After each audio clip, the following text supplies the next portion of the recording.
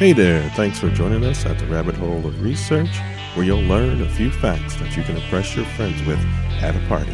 All right, well, here we are again down in the basement studio for another Rabbit Hole of Research, episode 13.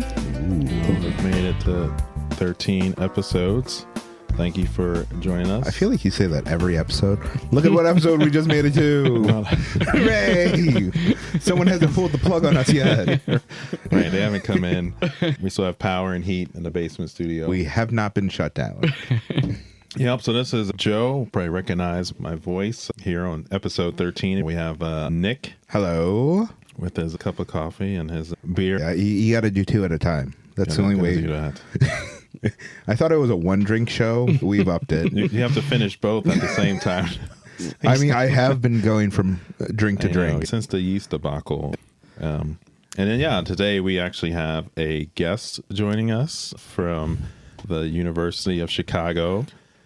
Dr. David Pincus. Here. Oh, a doctor? Now you got two. You're outnumbered. Yeah, but just feel like of philosophy. I feel like no matter what, I have the lowest of every episode.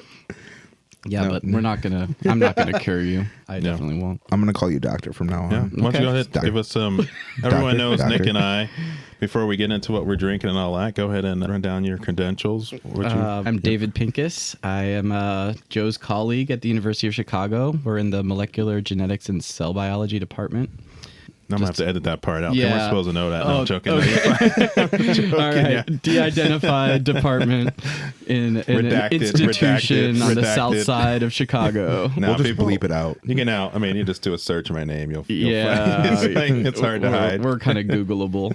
Yeah, so I study cellular adaptation, and Joe and I have really a bunch of interesting projects going on, but mostly I'm here because I thought it would be very cool to come and, I'm what they say, long time, first time. Listen to the episodes of the podcast and sort of had to come and see what was going on. So you were like, yes, I love this energy. Yeah, I understand what they're saying and am laughing. Dave and I were out drinking some beers at a happy hour and talking science, and then that kind of merges into this kind of just having fun. And he started talking about the podcast. I was like, "You've been listening to it?" And he was like, "Yeah, so it's really cool." And I was like, "Do you want to be a guest?" And he was like, "Yeah, I want to be a guest." And I was like, "All right, we'll find some episode." And I'm gonna be honest. I don't know where this episode idea came from. It's certainly not my professional expertise. It was. You keep saying Evan gave it. I don't think he did. I thought he said permafrost. Well, when you pitched it to me at the happy hour, you were like,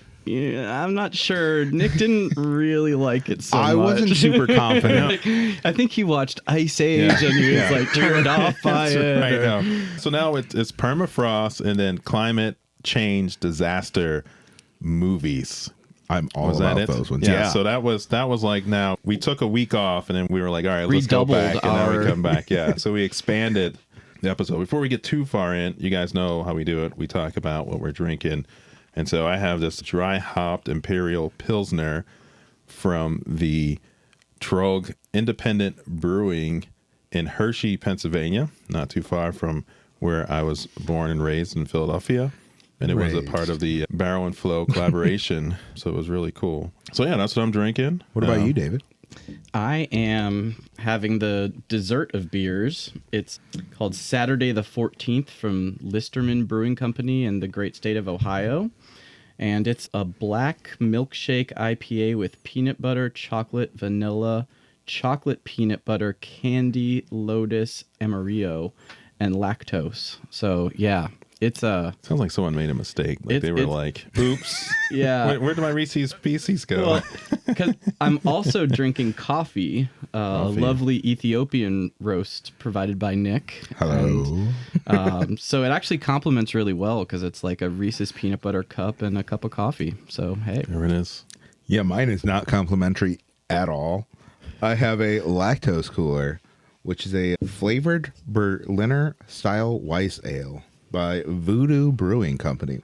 It's a delightful beer. I'm not even gonna lie about that. And it's got Nice. it looks like ecto cooler for those it looks like Slimer on aficionados of juice boxes from the 80s. Yeah. Slimer, right? Yeah, You said Slimer. Slimer. Yep. From The Ghostbusters, of course. From the Yeah, but I Ghostbusters, had yeah. the ecto cooler High C.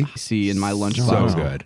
every day for like 5 years. I actually remade that for the shop last year. Didn't you have that?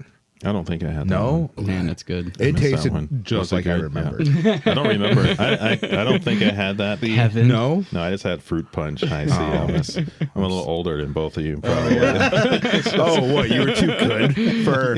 You just had that right. purple stuff. It's like those kids. Look at what those kids are drinking. I'm not gonna have that. No, I'm sorry. That's green. I'm not going to touch Yeah, I that. just want to, my tongue and mouth to be some artificial red color. So, well, cool. So yeah, so this one we had climate change and permafrost. So I kind of just want to start with something I jotted down, just some baseline definitions of climate change and permafrost. And climate change refers to long-term shifts in temperatures and weather patterns.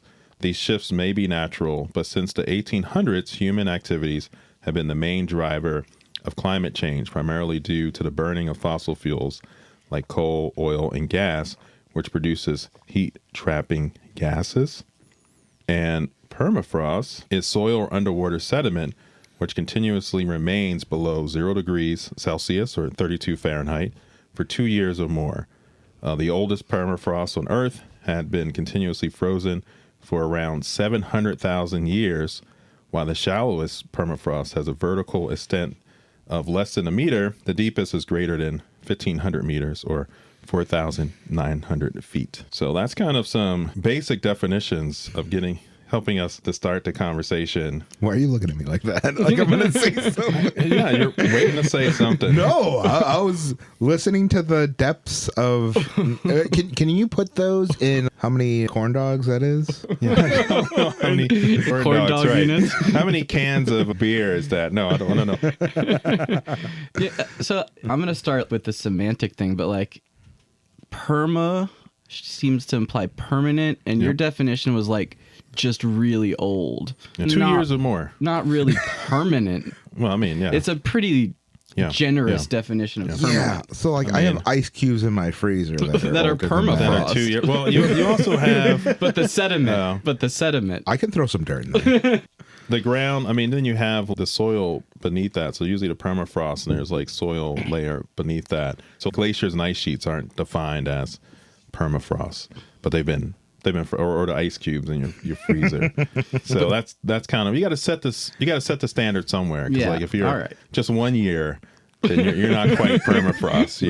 You're almost permafrost. I feel like it needs to have a greater time span, like 100 years plus. But let's go with the 700,000 year permafrost. Okay, that's let's like go with geological. 40,000, right. That's what I'm talking about. And I mean, now we have, in the combination with climate change, not to get into fictional stuff too far yet, because I think we're going to get there. Oh, yeah. But we have, with global warming, you're starting, and climate change, you're starting to see warmer temperatures. And so permafrost is starting to have thaw cycles. And in those thaw cycles, you are releasing viruses and or being found. And then some of these organisms are being revived. And so it kind of one of these things about as you start reviving organisms which have been trapped in ice for a while and haven't been in contact with humans or other organisms, there's some potential there for some issues. And that's something, David, he thought he was going to be off the hook because we're talking climate change. We go right into... this is actually my specialty. See, that's why you're here. Everyone goes, I don't know why I'm here. And then all of a sudden it's like, Damn, they look me in for this one. Spores. Look at that. Yeah, I've got a few examples here, but yeah, if you want to, No, so, right. We think of humans as being life, but, most of the life on this earth is definitely microbial. And microbes are really great at adapting to the different types of conditions that have been found throughout the history of Earth. And so any type of climate change we have now, it's a big deal for us, but over geological timescales, Earth has fluctuated wildly through all of these things, and somewhere in the collective genetic history of evolution, our adaptive genomes adapted to all sorts of states. And so as, most of these are, we think a lot about bacteria and viruses as things, right? But there's a whole other class of fungal spores, which are really kind of fascinating, beautiful, and terrifying. Because on an evolutionary kind of lineage, fungi are closely related to humans, to us. And so in trying to rid ourselves of fungal infections becomes very difficult, because in killing it, you generally kill self and kill your human cells. And so that's why, like, if it's topical, like athlete's feet, right, that's a fungus. And it's easy to kill that because it's outside of your body. But if you get fungal spores in your lungs or a lung infection or things like that, it becomes much tougher to rid yourself of that. And that's why, because we share a lot. We have a lot of common. I feel like we're going towards the Last of Us route. There you go. We're right there. I mean, that's going back to our zombie episode. Yeah, that's you get that idea. Like, can zombie viruses or bacteria from the permafrost that we haven't encountered all of a sudden now can do something? And these things were thriving in the last super hot time. Right. And then they went into some long-term hunkered down and hibernation. Micro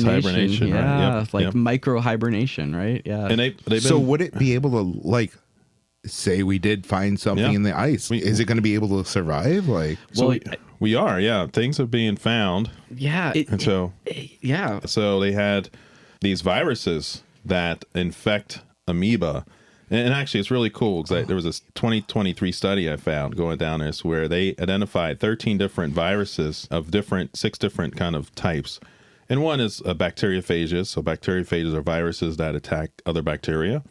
But then they had all these giant viruses that attack amoebas. You had the Pandora virus, the megavirus, the Pac-Man virus. Wicked. Yeah, that's right. I had to look that up. Yeah, I don't. It's like weird. But the Pac-Man virus actually infects. So to be worried, the Pac-Man virus actually infects pigs. Oh. And so it was there. And then they found a new pitho. It was a DNA-based amoeba virus. So most viruses are RNA, but this was a DNA-based virus storage. What does that mean? And so it's like it goes in your nucleus and has to interact with your own DNA. Is this a real thing? Yeah, like herpes viruses. Herpes is a DNA. Right, and once they're in you, they kind of are in your cells. And so you can think of it DNA and RNA. DNA is your long-term hereditary storage. That's the information of what makes you, how your proteins are made. And then RNA is the actual instructions to be read by your ribosome, so that they actually are read and then make the proteins. So RNA viruses don't have to go all the way into your nucleus. They can just hang out in the cytoplasm, find a ribosome, and then turn on the manufacturing system, and they get made. But DNA viruses can go in, and they can actually become integrated into your genome. So there are bits and pieces of viral information in our genomes. So that's just straight up bad. It can be. You don't want that. Right. You don't really want that. I don't. Yeah. And then you could become a zombie, right? That's what Nick is there is a waiting superpower? for. Yeah.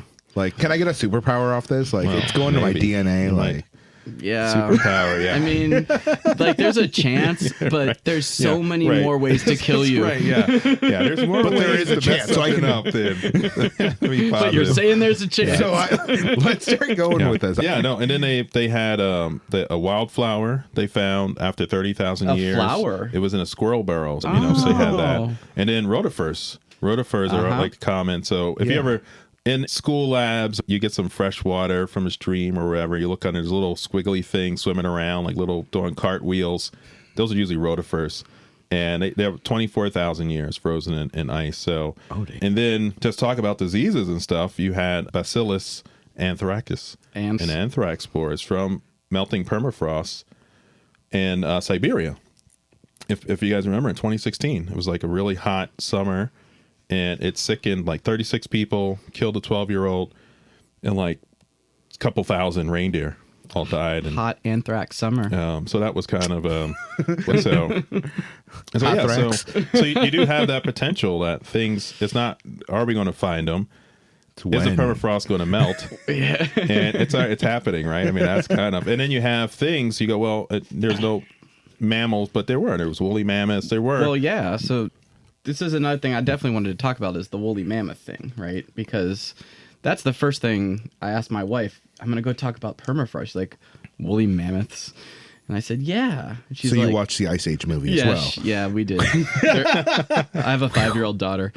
She likes it a lot. My wife likes the squirrel. Yeah. A squirrel. Is it a squirrel? Is it a squirrel? I think they actually found one that they ended up like... in the permafrost? Yeah. With the acorn or whatever. You'll fact check me later. Don't worry. Yeah, the show notes. We'll put it in the show notes. So, we're probably not going to find a full woolly mammoth coming out, but there is a biotech company called Colossus that's out there. Their mission is to reincarnate extinct animals like the woolly mammoth. I think we talked about that. Yeah, we did. Oh, okay. Well, because that's where everyone comes up ahead. right Yeah, now. it's a lot of things come up a lot. That's what these rabbit holes. They just had a major breakthrough with the induced pluripotent elephant stem cells. Yeah. Which is what you need to scaffold on the mammoth DNA to reincarnate the mammoth. Yeah. Real Jurassic Park. So, I just feel so bad for them, though. This isn't their climate. Right. Yeah. What are they eating? Especially with global warming, making it even less hospitable to the mammoth. What, they're going to just take over Antarctica? Nothing's going to be there for them? But glaciers don't even count, apparently, as permafrost. No, they do not count as permafrost, but they're melting anyway, so who cares? Oh, those won't be there by the time. That's good. We'll have the rising sea levels, and there will be the day after tomorrow. Oh, that was actually a better movie than I remember. Except their CGI, atrocious. All like 100% hand waving. Whoa. There was science in The Day After Tomorrow. The North Atlantic waters is getting too much fresh water. Right. The ice caps are melting. I think there dilution. There are shifts happening, but the falsehood of the movie is how fast they happened. Oh, fast! It was like it's getting warm. And then we're all going to die. Well, I don't know. Have you seen these graphs of the North Atlantic or the sea, right? The temperatures of the water are way hotter this year and last year than even they predicted because there's less pollution in the air. What? So there's less pollution in the air, so more of the sunlight is actually hitting the water, and so it's heating the water up more. So we're actually increasing global warming potentially by getting the air cleaner. What we need to do then is to bust out the solar shade or the nanoparticles the in the atmosphere. And it's geoengineering. this idea that you can start blocking the sun and its heat by these kind of engineering feats. And so one is to release nanoparticle aerosols into the atmosphere and to go up. Yeah, the solar radiation management system to go there. So that's kind of the some of these ideas. And then the other one is the solar shade that you can go in and put that out in space. And then that would begin to help sunshade or solar shield, right? And you can go and it's just this large structure of material that would reduce solar radiation from hitting the earth. I mean, I like that idea better than the shooting the sulfur in the air because it seems like you could undo the shade if it turns out it was a terrible idea. I don't know. I feel like that's going to just fall down and really cause a lot of collateral damage. And then who gets the shade? Like, man, I wish I could see the sun. I know. It's a real estate question, right? That's right. Solar eclipse recently. It's natural. It was not. But even the temperature that dropped, it did. It was like it was here, shocking. We had that the solar eclipse, just to put this when we're recording, it just happened I think last week. Yeah, it was just a week ago. Now, yeah, and so and one of the interesting things is in Chicagoland we got like 94% of totality, and some interesting thing that's unrelated to climate change and permafrost, but since we're here, I'm just going to say it. So it's a cool fact is that the difference between 99% totality and full totality is 1,000-time reduction in brightness. And it's really, I mean, that's to think about that, how phenomenally bright and warm at the next point the sun is. It was, and to have that gap, like, so even, I mean, here we have like 94%, it was like dusk. Yeah. And then but other places, like, you get full dark, it's like nighttime. Yeah. And you just think that little slither of sun is all you need to it was give you a just- little light. It was wild to see how much it dropped. Yeah. And it was like, whoa. Right. So the solar If shade the would sun work. went away really fast, think of how fast it would So get you're cold really- here. You're really in favor of the solar shade, it sounds like. Oh, yeah, I love that. But I I'm wish all we about had that. like the type of sunglasses you could like pop up on your on your glasses and fold them down, because you don't want it to always be there, like you're saying, right? You don't want summer to be gone. Right. I love summer. I don't know. And so I'm more of a fall guy. I like to wear a an nice autumn. flannel. I do like fall. So fall is a nice Yeah. little All right, we all like fall. bonfire, a little Yeah, hot okay. chocolate, Exactly. whiskey. All right. Like, I'm going to go Oh yeah. hiking, Little hiking, yeah. Yeah, yeah. Not being just drenched in sweat. But- That'd be great. But speaking of geoengineering experiments, Clark's coolant. What's this, Joe? Yeah, so it was a, Tell us more. it Where are they born? was a fictional attempt to curb kind of global warming in this large-scale geoengineering experiment called CW7, or Clark's coolant, which involves dispersing a chemical substance into the upper atmosphere to lower global temperatures and counteract global warming. And this led to the very dystopian movie Snowpiercer. And so that was the climate shift event. They couldn't control this, and the temperature then cooled too fast, and that was it. So that was it just kind of triggered all these kind of cooling events, and then they really couldn't reverse the effects of the CW-7, Clark's coolant. I bet you Clark didn't get a ticket to the train. Yeah. So it was really cool. I enjoyed Snowpiercer. And it had, if you're not familiar, it's kind of now it's like liquid nitrogen temperature, like negative 196 Celsius, or I think that's minus 300 something Fahrenheit. So pretty cold. Pretty cold. And will freeze limbs and things like that. And they had a train. The wealthiest people built this continuous train track around the world, and the train was like this perpetual motion machine, and as long as it was moving, it would generate energy. And then on a train, it had so many cars, Yeah. and then the cars there was classes. So you had the wealthy class in the front, and you had the working class, middle class in the middle, and then you had the poor folk in the back. And then you just had it, and the whole thing was just kind of a political struggle in this kind of dystopian train situation, and you can't really leave the train because it's really cold out. Wait, is it bad to be cold? It's really cold. Like David like Diggs was in this. well, that was the TV The show. TV show, In yeah. the movie, Chris Evans was in the movie, the original movie. Right.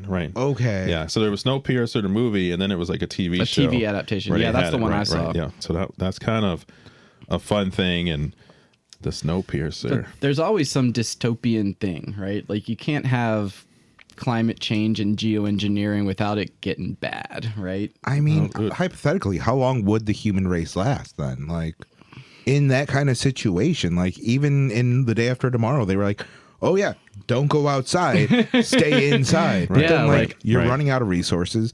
Right. And then Those guys on that train. That's right. Well, they just dump it out. It freezes.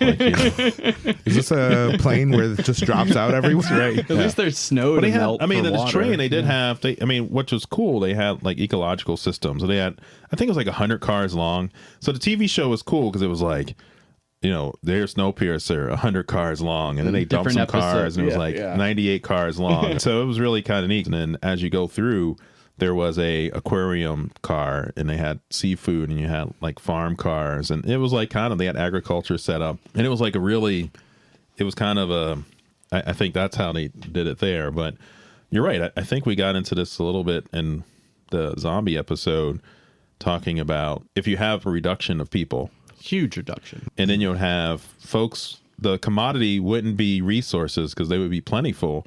The commodity would be skill. And then after that, how long are you going to last? Because generations down the line, you're going to be so inbred that it's going to be a mess. Well, I mean, How many people are on this train? And then there was quite a bit of people. I mean, Yeah. I just had to go back to the poor section and bring those folks up. that's what I'm saying. In- You reduce the population so much then. What is do you know what the critical number is? It a few hundred, 1,000. I mean, it's something. There is a number that you can maintain population. But imagine you could have one of the cars full of like a human genome biobank, right? Once you get, IVF back up and running, you could just totally unleash the gene pool. Right. Even if you only had a couple thousand people or something as like guardians of the... Yeah. And if they've been frozen at liquid nitrogen temperature, you probably go find some ovaries and sperm. Let's go harvest. Oh man, just reconstitute the whole thing. That's right. Yeah, no, you can. I mean, they're stored usually in. My understanding, I would have to look and put this in the show notes, but I believe IVF and things like that, that's stored in liquid nitrogen. Yeah. No. So cryogenic temperatures. In the Neil Stephenson book, 7 Eves, they're down to 7 women after the moon breaks up and a similar climate catastrophe. The moon scatter and cover the whole earth and then start hitting one another and then rain down and like fiery bombardment on the earth, and the only people that live end up in space, and that's how they do that. They have this gene pool and then they reconstitute. And of course then there's like the red team and the blue team, kind of like the Russians and the Americans after the gene pools get reconstituted, because naturally you're going to still fight in the end. That's right. Yeah. The 7 women are like, we got to split this up. Like, I actually know one person who would probably last through this. Yeah, it's Joe. He has that one book. Oh yeah, my country wisdom. Yeah. My country wisdom book. He's just going to pull it out randomly. That's it. They have a whole chapter in this book that's all about how to reconstitute the human population from harvested frozen ovaries. I forgot to look at that chapter. My bad. I was like, well, you could just download all of YouTube and then you probably have no, but it's just garbage on there. Yeah, you're going to have to type that out. I don't know. Get Wikipedia, maybe. Get Wikipedia. Well, I think that was on a time travel episode that's coming up. I think that's the next episode that drops. Okay, total time travel.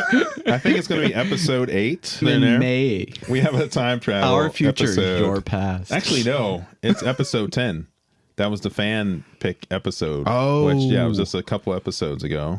They're going to be confused. They're going to be like, what the heck the are next they talking episode, about? They already did that. What are they talking Arrow about? Of time. Yeah, the DeLorean's out there waiting for me. 0.21 gigawatts. We're not going to talk about Doc Brown. No, we've already covered that, and that's too much hand waving for one episode. But we have climate change or climate movies. Twister 2 is going to be coming out. Yes. And so we should maybe... I was actually watching that. You mean Twister 1? Yes. Okay, because Twister 2 hasn't... I mean, you got like... you know what? I just watched... Is it Helen Hunt in Twister? Helen Hunt is in the first one. Bill Paxton. And Paxton, Paxton. So good. And fun fact about Bill Paxton, he fought an alien, a Terminator, and a Predator. And the trifecta. And then the Twister, but he did those 3 at least. That's all it's cool. Twisters, who cares? He didn't win against any of the 3, but if you go back, it is. He's a great guy. Yeah, I know. Yeah. And then there's Helen Hunt. As good as it gets. I'm mad about her. That's a little... Okay, Nick had a point. He's trying to make it. I kind of lost it now. Even the disaster of those, like the Twisters, it was so hard for anyone to live through that. It was... Which Twisters happen. Tearing apart. And unlike Day After Tomorrow, I was looking into it, but the Twister was really... They did a lot of... I think it was Steven Spielberg... and Michael Crichton. I know Spielberg. I can't remember. And they did a ton of well, Michael Crichton, he was an MD, so he was always the science of his movies were. Jurassic Park. There's some hand waving. But he did a good job. So many things. Yeah, we got. Wait, so you're telling me that isn't possible? But I guess that's kind of what that woolly mammoth thing is doing, more or less. Yeah. I think we're talking about that. No. Go for no. It's one of those things. How DNA, like getting DNA the way they. I think the problem was how they got the DNA from the mosquito. You probably have some weird mosquito DNA. Yeah. Ancient DNA biologists know the specific ways that the DNA molecules fray, and they have techniques now to kind of bullate, I think is the word. Yeah. What kind of missing. Didn't they mix it with frog DNA? They did. Yeah. It was a little wonka dude. Yeah. Well, they kept mixing it even after they kept going through the movies. I don't know why they didn't use like bird DNA, because even in the movie it was like they evolved into birds, but we're going to use frogs. Like it was like that was the mistake right there. Like whoever did that, they should get fired. Or that was how yeah. life finds a way. That's right, exactly. See, birds don't do that. Reptiles do. So it was like, okay, you made a mistake here. Yep. But yeah, Twister, it was a little back to Twister. It had some good science in there. Some of the detection stuff, the Toto, they were actually used by like the NOAA, the National Oceanic and Atmospheric Administration. I certainly learned about like categories of storms from watching that. And that was out of everything that wasn't correct. So it was not correct. Well, dang. The one thing that stuck. I watched the movie also. And the thing is that they don't categorize the storms until after the damage. And so you can't look at it and go, no, it's an F5 coming here. You got to wait until it does its due. Oh, man, so I saw that funnel cloud. That was F5 all the way. The other thing was that the beginning is like the flashback where Joe's dad gets killed or whatever. That was like 1969. And it was like, oh, it's an F5. But actually, the Fujita scale wasn't developed. That's what the F stands for. F stands for Fujita. Wasn't developed until 2 years later in 1971. So a little bit of, they should have bumped their timeline up a couple of years. FU. Wow, all right. Joe, this is a PG-13 show. FUJITA. Shit, man. Oh, man, the Fujita scale. All right. So, yeah, so that's... Do you think he's annoyed at Richter because he got, like, the more famous scale? Yeah.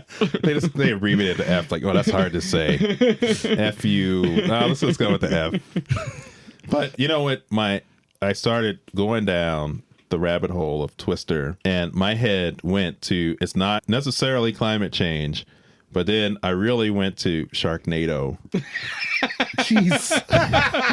You're just going to jump the shark. And tornadoes happen So fast. Tornadoes happen over land, and then water spouts are the equivalent of tornadoes over sea or whatever. So a water spout. And so it's one of these things, like, so there's been no documented cases of a great white being picked up by a water spout and then dumped. That's in the movie. But there has been fish in the Philippines, frogs in like 2005 in the Siberian region. Whoa. Jellyfish, a jellyfish nado happened in 1894, Bath, England. Worms in Jennings, Louisiana. And then we get close. We get close to something that will eat people. Alligators. It was a report from 1887 in the New York Times. Doctor, how much hand-wavium is here? No, this is a real report.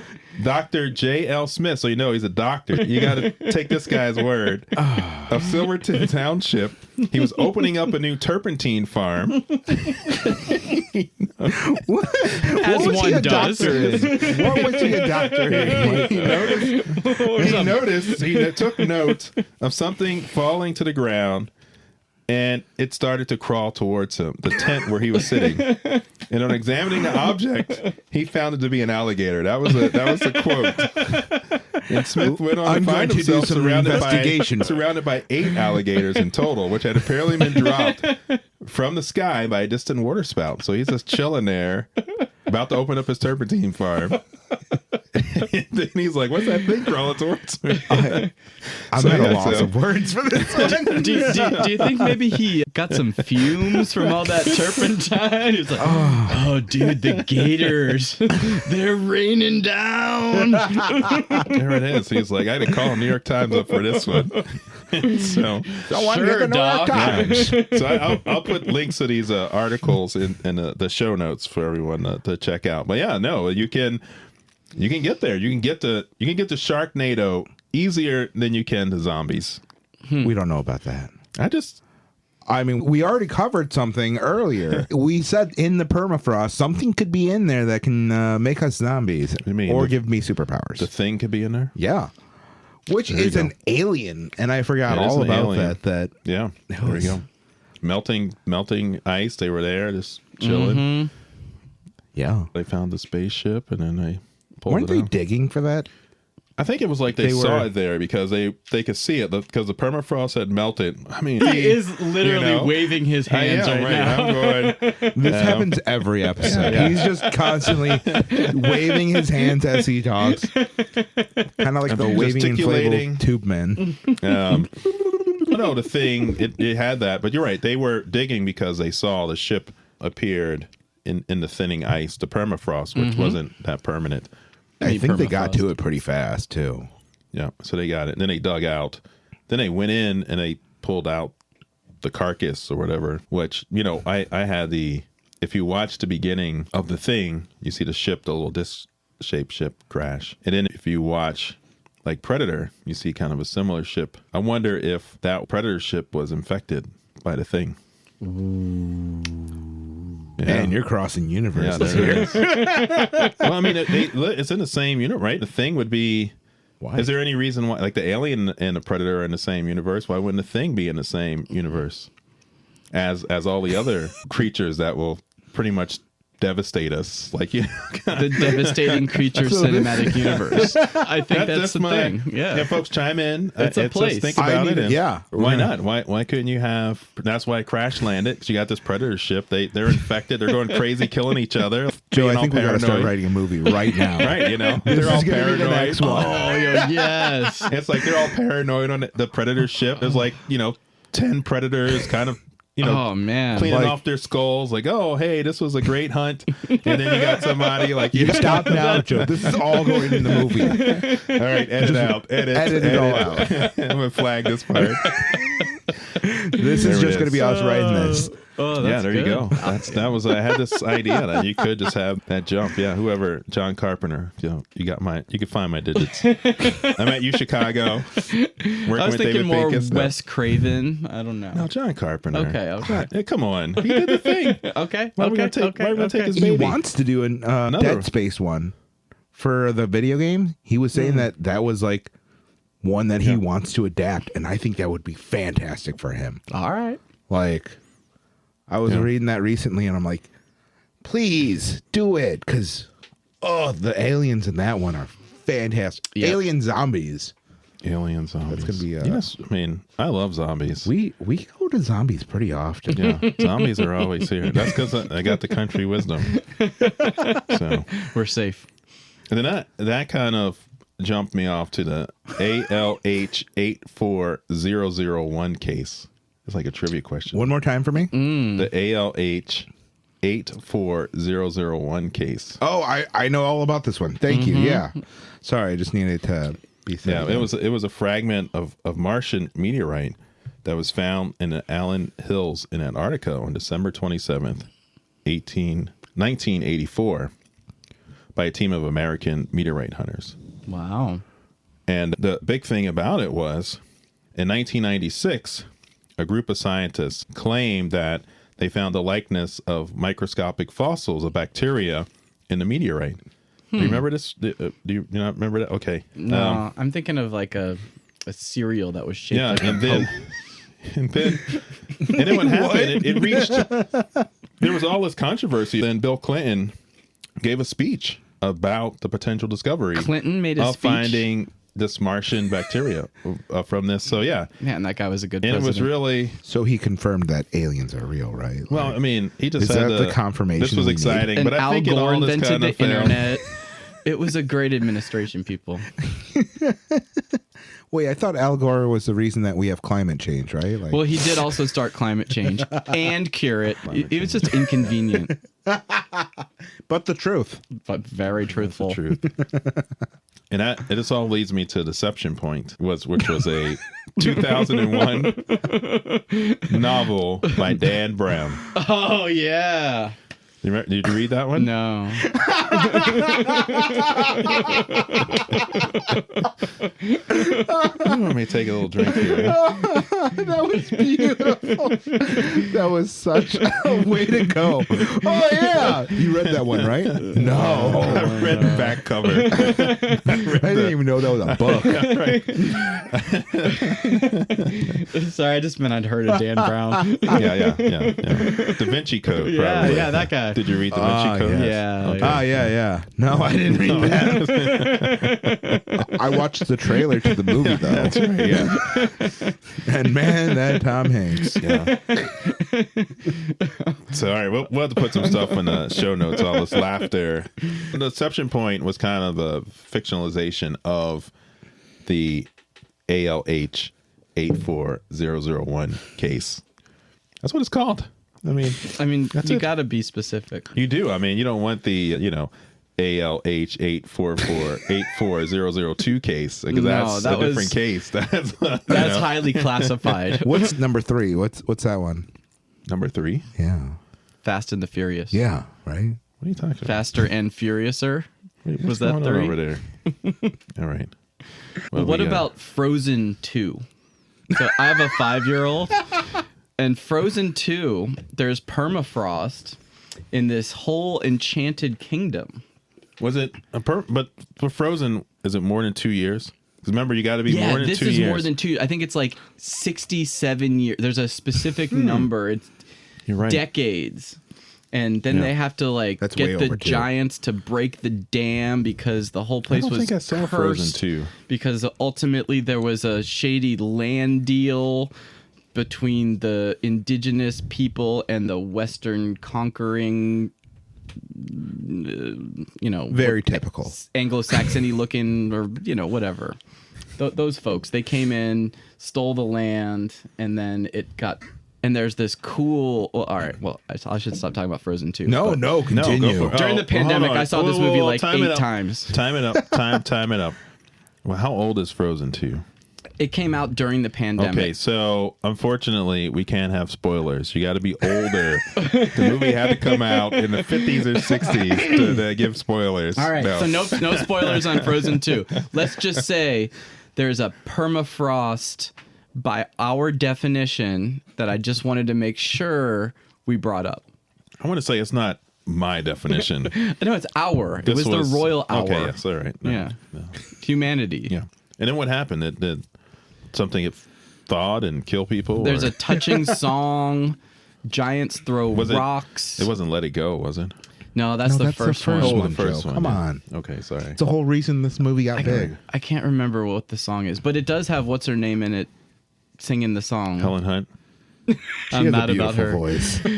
And Bill Paxton. No, the Broadway singer that can. Anyway, though, Let It Go. Idina We'll have it in the Menzel. footnotes. She sings it'll be in the show notes because that's probably not her name, but it's an amazing rendition. And there's a water horse.